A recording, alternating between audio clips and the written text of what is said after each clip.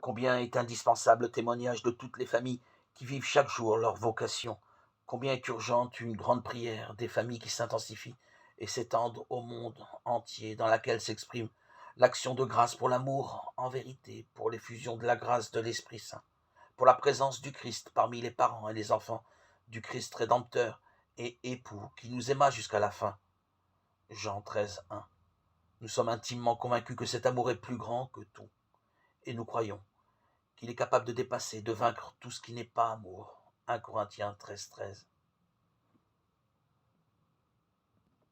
Et que s'élèvent d'une manière incessante nos prières, les prières des familles, qu'elles se fassent entendre d'abord de Dieu, puis des hommes, afin que ceux-ci ne tombent pas dans le doute et que ceux qui chancellent à cause de la fragilité humaine ne succombent pas devant l'attrait trompeur des biens qui ne le sont qu'en apparence, comme ceux que présente d'ailleurs toute tentation.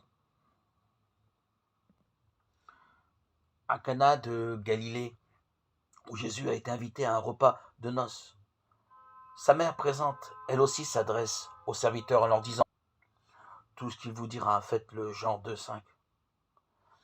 Et ce que nous dit le Christ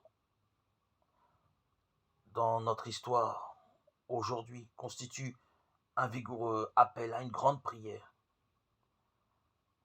Marie nous a invités à nous unir par cette prière au sentiment du Fils qui aime toute famille. Jésus a exprimé cet amour au début de sa mission de Rédempteur, précisément par sa présence sanctificatrice à Cana de Galilée. Présence qui se poursuit toujours. Prions donc pour les familles du monde entier, prions par lui, avec lui, en lui, le Père, de qui toute paternité au ciel et sur la terre tire son nom. Éphésiens 3,15.